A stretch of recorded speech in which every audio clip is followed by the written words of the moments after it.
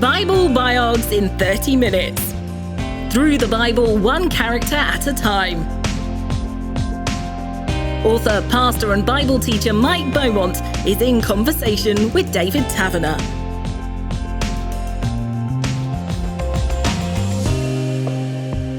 In this episode, we're going to be looking at the life of Mary Magdalene, who, I think it's fair to say, Mike, has got, rightly or wrongly, a bit of a reputation. She's had really bad press, the poor lady. And it all goes back to a mistake. Really? That was made in a sermon back in 581 AD. Pope Gregory I actually conflated her with the sinful woman in one of the Gospels who anoints Jesus' feet and wipes her hair. And he mistakenly confused these two Marys. Now, actually, the Roman Catholic Church did put that right. It took until 1969 when Pope Paul VI actually corrected it. But because it sort of lingered for so long, there's been this sort of long-lasting popular cultural image of Mary Magdalene as Mary Magdalene, the loose woman, Mary Magdalene, the prostitute, and it couldn't be further from the truth, poor lady. And this has even drifted into novels and all sorts of things. Oh, loads of novels, particularly the sort of Dan Brown type thing where she was the secret lover of Jesus in some of these stories, not just based on Dan Brown, but going back to some really early sort of apocryphal Christian literature, things that weren't included in the New Testament because the early church realized how made up these were. So things like the Gospel of Thomas, the Gospel of Philip, the Gospel of Mary portray Mary Magdalene as a sort of leading figure among the apostles, as very intimate with Jesus. Some of the traditions have them so intimate she ends up having a child by him. And there are stories, apocryphal stories of tensions between her and Peter. And in these apocryphal stories, Mary's a woman of fabulous wealth and fabulous beauty. Of course, the New Testament tells us nothing about any of those things, who ends up allegedly making a journey to France and setting up a church there. And then it's at that point that authors like Dan Brown have a field day from all sorts of stories. So it's a bit like Chinese whispers. It starts at this point and ends somewhere over here. It's Chinese whispers multiplied 1,000 times over. So, if nothing else in our episode today, we want to try and get back to who this woman really was and try and lay aside all of that stuff that's been really unfairly dumped on her. Well, let's do that. Let's go to the Bible and find out what the Bible tells us about Mary Magdalene. Well, what we discover is that she was one of a number of women who supported Jesus financially from their own personal means. Now, her name gives us a little clue into perhaps where her money came from. Mary Magdalene, probably Mary the Magdalene, Mary from Magdala. And Magdala was a village on the Sea of Galilee, and it was a wealthy fishing village. Now, interestingly enough, archaeological excavations just these last few years have been exposing more and more of Magdala, including the ruins of a fabulous synagogue with beautiful mosaics in the floor. And what stands out is that Magdala must have been a pretty wealthy village. So if Mary came from Magdala, we know she was wealthy because she supported Jesus. But what we probably get an insight to here is that she probably was a pretty well-off lady from, it seems almost certain, a fishing business, since that was the source of wealth.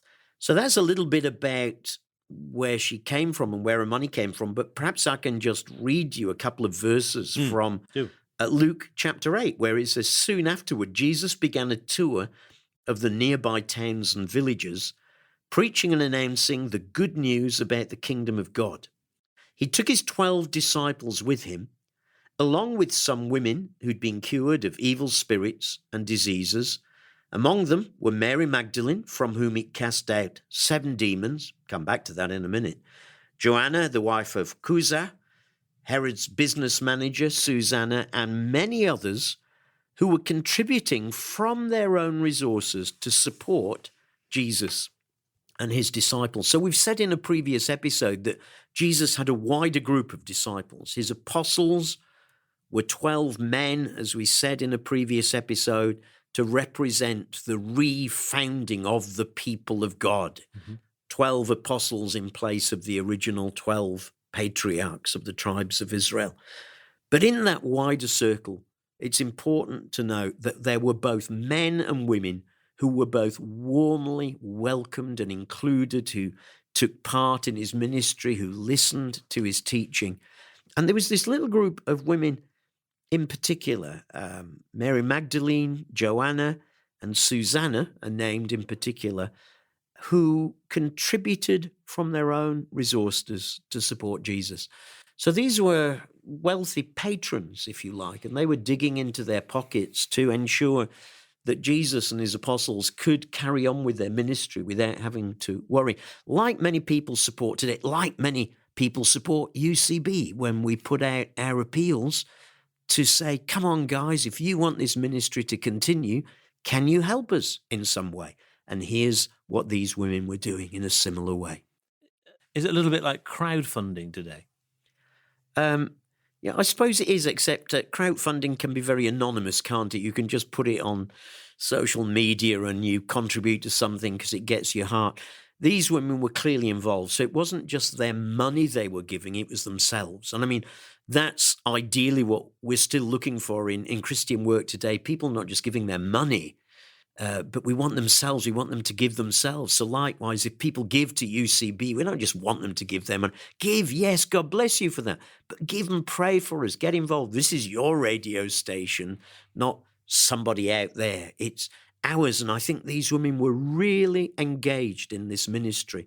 And so, like we find there in Luke 8, they're very engaged in the ministry. They're there with Jesus, able to support him out of the wealth that God had given us. And, you know, still today, if God has blessed us financially, there's nothing wrong with money, but it's how we use it. And certainly if we're Christians, then one of the key things we ought to be doing with our money is seeing what God wants us to do to further his purposes and his kingdom, and what churches and Christian missions we should be giving in, just like these ladies were doing. And as you said, they had the resources. There was somebody else you mentioned, Joanna, in this band of women. What does the Bible tell us about what her resources were? Joanna, the wife of Chuza, Herod's business manager. Now, that's interesting. Herod. I mean, these were these nasty Idumean rulers, and we'll be looking at the Herods in a coming episode, so we won't talk about them right now. But they weren't the nicest of people, let it be said. But his business manager, so a guy of some influence and presumably therefore some wealth as well, and it's his wife, Joanna, who has access to some of this wealth. I think it's quite nice to sort of take some of the godless money and use it for good godly purposes, isn't it? Which it looks like she was doing there. But at a practical level, Jesus obviously, though he might have grown up in the building trade, didn't have obviously any kind of income. The disciples, his apostles, had left behind their work, whether they were tax collectors or fishermen. So it looks like God is organising the economy of this group. Yeah, very much so. I mean, I remember reading an article some years ago which tried to convince me that Jesus was really quite wealthy, and when he said things like the Son of Man had nowhere to lay his head, he just meant, you know, he didn't have a Holiday Inn to go to that night, and he just needed somewhere for that night. But actually, this article said he had a nice home. He had a very nice home. I'm still looking in the scriptures for where that is. Listen, Jesus was a very ordinary working man, and life was tough for working people in those days. It was, you know, a survival economy. But Jesus gave up even that and trusted wholly to God to provide. Some of the guys that he called to be his disciples and apostles, people like Peter and James, who'd run, pretty successful businesses. They weren't rich, but they did okay. Matthew, who'd seen money galore, as a tax collector. And all of these guys had to learn a new way and learn that the kingdom of God is not primarily about money. But Jesus is realistic and recognizes that we do need money to live on. They needed money to buy food and whatever it is that they needed. Interesting as well that Jesus has money not just for himself. Do you remember the treasurer of their group, Judas, of whom more another day, was the carrier of the money bag, and it was there both to buy what they needed, but also as good Jews to give to those who were poor. So there was this support from these women, and Mary Magdalene was amongst them.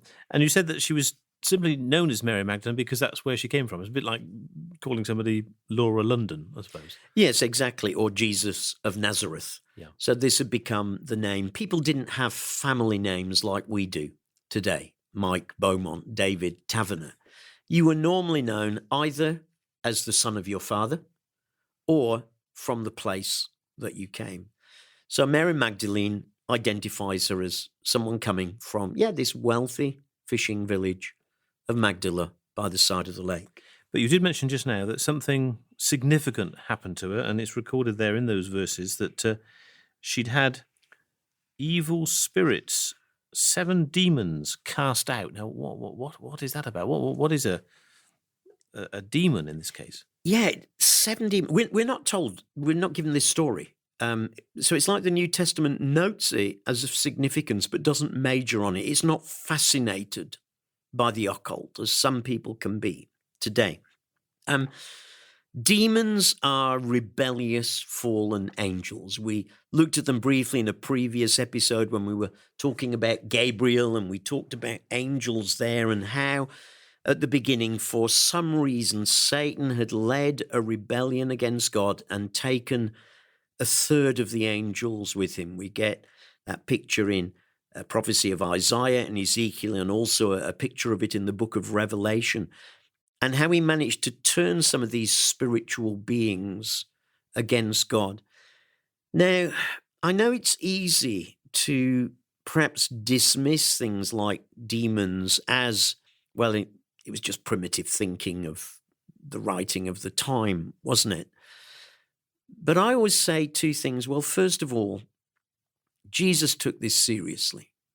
He took the devil seriously, and he took demons seriously. And so we find many, not just the odd one, but many stories in the Gospels of Jesus casting out demons from people where they had perhaps so given themselves over to doing something or behaving in a certain way that behavior had become almost personalized and personified through demonic presence, and demons that at first tempted them had somehow managed to find their way in to their very soul.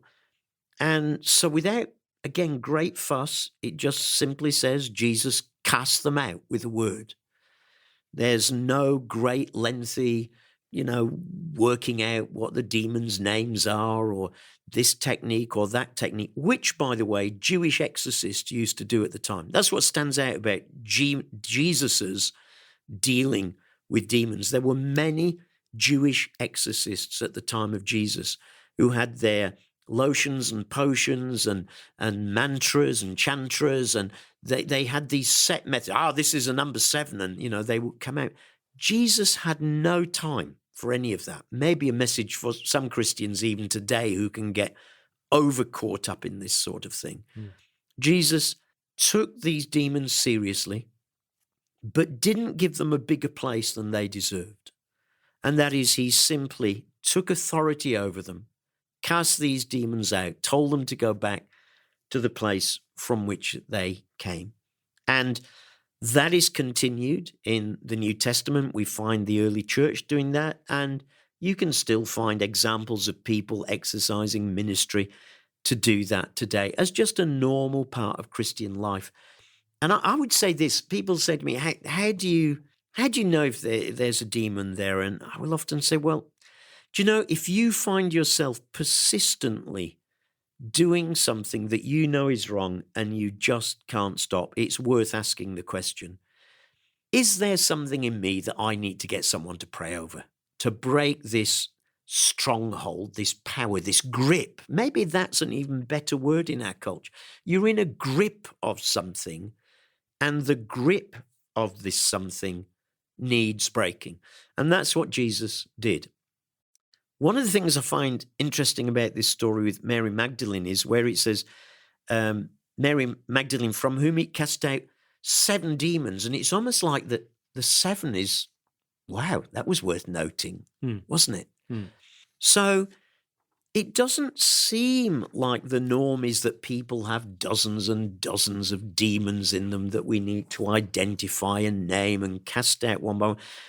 This was that unusual. It was worth noting in the scriptures that she had 7. But the New Testament shows no interest at all in what they were, how they went. What they're interested in is that this was a different woman when Jesus had dealt with them and they had gone. I was going to say, there's a before and an after as far as Mary's concerned. Absolutely. And the focus totally is on the after, when she's freed from the grip of whatever it is that had gripped her. She becomes a completely new woman and is freed to start living as God designed her to live. And whatever it was that happened has kept her throughout, because am I right in saying that she's with women at the crucifixion of Jesus so many years later? Yes, she is. By the time we get to the end of Matthew's gospel, in Matthew 27 and 28, we find that she is one of the women there with Jesus at the cross in Matthew 27. She's actually one of the first to witness the resurrection in Matthew 28 and in John chapter 20, which again shows how very, very central this woman was to that group of followers of Jesus. And I think it reflects her incredible devotion to Jesus. I can't imagine what it must have been like to watch a crucifixion, let alone the crucifixion of someone you love so much and it followed for the last few years. I mean, crucifixion really is death by torture. You're nailed to this cross, and it's not just the nailing and the bleeding from the wounds that causes you to die, but you're left suspended from the nails that go through your wrists, and your whole body weight pulls down and you can't get your breath. And so you're trying to pull yourself up to get a breath, but when you push yourself up on your feet, it hurts and you let yourself down again. And it is death by slow torture. And Mary is there in Matthew 27 as one of the women at the cross, not ogling at this thing, not fixated, not like, people who stop watching a motorway accident when everyone slows down to look and see. Because she's standing with this man to the end. She's been committed to him, and she's going to be committed to him right at the end. Fascinating, it's the women who are there, by the way. Us blokes have to hold our head in shame at this point. The men have gone running. It's the women who are there. And then she's also one of the first to witness the resurrection in Matthew 28. An incredible privilege, again, to be one of the first to know that Jesus is risen from the dead. And Matthew 28 tells us that early on the Sunday morning, as the new day was dawning, Mary Magdalene and the other Mary went out to visit the tomb. Now, why have they gone out? They've gone out because they want to anoint the body properly for burial. They didn't think it had been done. So as far as they're concerned, Jesus was dead. As far as they're concerned, Jesus is dead. What do you go to anoint? You go to anoint a body. And the very fact that they go to anoint this body shows that that's exactly what they expected. As they go to the garden where Joseph of Arimathea had buried Jesus in his private tomb, we read that suddenly there was a great earthquake, for an angel of the Lord came down from heaven, rolled the stone aside, and sat on it. Now, interesting, why does he roll the stone aside? Not to let Jesus out. Jesus is out already. He rolls the stone aside to let them in, to let them see that he's risen. And the guards shake with fear. And then the angel spoke to the women and he says, "Don't be afraid. I'm glad you put that in because I think I'd be pretty terrified. You know, you've got an earthquake, you've got the soldiers falling down as though they're dead, you've got this angel. And he says, don't be afraid. I know you are looking for Jesus who was crucified. He isn't here. He's risen from the dead just as he said he would. Come, see where his body was lying, and now go quickly and tell his disciples that he's risen from the dead and he's going ahead of you to Galilee. So the women ran quickly from the tomb. They were frightened, but also filled with great joy, and they rushed to give the disciples the angel's message. So here is now Mary Magdalene, one of the two, who has seen that the tomb is empty. She's been one of the first witnesses to the fact that Jesus is not dead. And she goes rushing along to tell the disciples that Jesus is no longer in the tomb. And that's why Mary Magdalene has sometimes been called in church history the apostle to the apostles, because she actually went as a messenger, which is what apostle means, to go and tell the apostles that the tomb was empty. And then, of course, they start to go, and Peter and John go and see for themselves that he's risen. And one by one, they start to encounter the risen Jesus. In those days, was that significant that it was a woman bearing witness to what happened? It's very interesting, isn't it? Because, of course, in a Jewish court of law, sad to say, a woman's testimony was pretty worthless. And yet, God chooses a woman to be one of the first to witness this. Now, how much we should lay on that, I don't know, because there's a whole series of people who go and look, and together their corporate witness, male and female together, becomes what is the core powerful testimony to the risen Jesus. But while I wouldn't want to major in it, it's one of those things I think is just worth noting. And I just wonder here if here is something of the, the kindness of God, the tenderness of God, and the acknowledgement that some of these women had played incredible roles in the whole ministry of Jesus. And bearing in mind this was now in Jerusalem, this was happening, she'd come from Magdala in the north. So she'd travelled with the band of followers of Jesus, committed financially to his ministry, been there at the cross, witnessed the resurrection. I mean, she'd been with him at key points in his life. Yes, and I think that all reflects the sort of wholehearted devotion and dedication of Mary.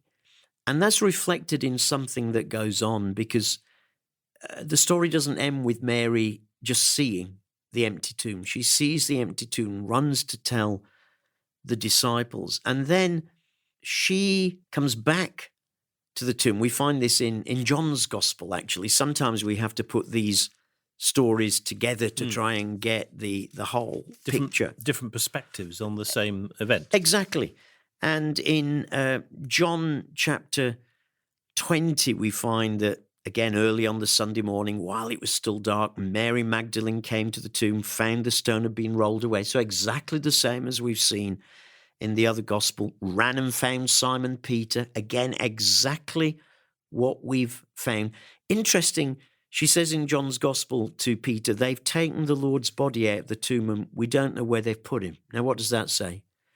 She wasn't thinking resurrection. No. Nor would you, nor would I, nor would anyone. It had never happened before. What she's thinking is, someone's moved Jesus' body. The authorities have got him. Where have they put him? That's really what she's thinking. So Peter runs, goes into the tomb, sees the grave clothes lying there folded up, and suddenly the penny drops for Peter. But let's come back to Mary, who we're thinking about. As Peter goes, we then read in John 20 that Mary was standing outside the tomb crying. And as she wept, she stooped and looked in and saw two white-robed angels, one sitting at the head and the other at the foot of the place where the body of Jesus had been lying. "Dear woman, why are you crying?" they asked. Angels can ask some stupid questions sometimes, can't they? Because they've taken away my Lord, she replied, and I don't know where they've put him. Note what she's still thinking. She turned to leave and saw someone standing there. It was Jesus, but she didn't recognize him. Now, why? Well, sometimes people have said, well, it was early in the morning, she was upset, she was crying. No, it's because of what Paul talks about in 1 Corinthians 15, the resurrection body. Jesus now had a resurrection body. That is a physical body, a real body, like the one he had when he was on earth, yet somehow gloriously transformed. This body will have wound marks still, because he's going to say to Thomas, put your fingers in my hand. And yet this body seems to be able to walk through walls. We read in John 21, on the first day of the week, the doors being closed for fear of the Jews, Jesus came and appeared among them. How did he do that? He walked through the door, he walked through the wall, because a resurrection body is like this body, but different. Mm-hmm. So that's who Mary is looking at. That's who she's looking at, but she doesn't recognize him. In fact, does she think he's the gardener? That's right. It goes on to say, dear woman, why are you crying? Who are you looking for? And the text says she thought he was the gardener. Sir, she said, if you've taken him away, tell me where you've put him, and I'll go and get him. So she thinks the gardener is responsible. She thinks the gardener might at least know. Come on, you've been working here. You must have seen them taking him away. And the next bit is such a beautiful point in the gospel story. Tell me where you've put him, and I'll go and get him. Mary, Jesus said. And she turned to him and cried, Rabboni, which is Hebrew for teacher. There was something about the way that Jesus said, Mary. And suddenly the scales fall from her eyes. Suddenly now she sees who this is in a way she hadn't a moment before. And she knows it's Jesus. And she's calling me, Rabboni, my teacher. And Jesus says, don't cling to me. Now, some of the older versions used to say, don't touch me, which makes it sound a bit mystical, as though, I now have a special body and you're not to touch it. Can't be the case, because he told Thomas that he could touch him. What the Greek of the original text really means is that don't cling to me, don't hang on to me.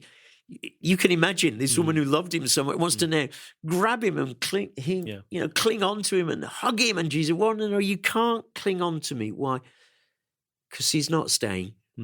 He has to go. He has other things to do. And ultimately, of course, he has to go to heaven. He says, I haven't yet ascended to the Father, but go and find my brothers and tell them I'm ascending to my Father and your Father, my God and your God. And Mary Magdalene found the disciples and told them, I have seen the Lord. Here's this woman who has this incredible privilege of being one of the first to see the risen Jesus, and her faithfulness and devotion and loyalty and support has just been honored with this wonderful, wonderful privilege. Do you think we've underestimated the significance of Mary Magdalene and the part she played in, the life, death, and resurrection of Jesus? I think we've misunderstood her because of this confusion that we talked about at the beginning, that she'd been somehow conflated with the sinful woman who anointed Jesus's feet and so had been written off. But in fact, what we see here is a incredibly faithful, devoted follower of Jesus who uses the resources that God has provided her with to ensure that the ministry of Jesus and the apostles can continue. And I think for me, one of the challenges that gives to us today, and one of the encouragements is, Mary Magdalene doesn't appear like as one of the big title roles. If she was in a movie, her name would come in the small print lower down. It wouldn't be the starring. And yet it's people like that who often make up the backbone of the story of the gospel. She played an incredibly key role in her support of Jesus, financially, spiritually, practically. And I think today, there are many Christians who sort of want to put themselves down because they're not the big preacher, they're not the big leader. And if Mary Magdalene tells us anything, it tells us, do you know what? Just ordinary faithful followers of Jesus can have an incredible impact, whether that be with their prayers, whether it be with their financial support, their practical help, their cooking or their baking or their fixing. She's just an incredible model to us of how it's possible to be a faithful follower of Jesus, whom Jesus honors and loves, and yet who never gets your name in the big titles of the movie. David Taverner was in conversation with Mike Beaumont, who's written about the people of the Bible throughout the Christian Basics Bible. Catch their conversations anytime on the UCB player or with your favourite podcast provider. Just search for Bible Biogs in 30 minutes.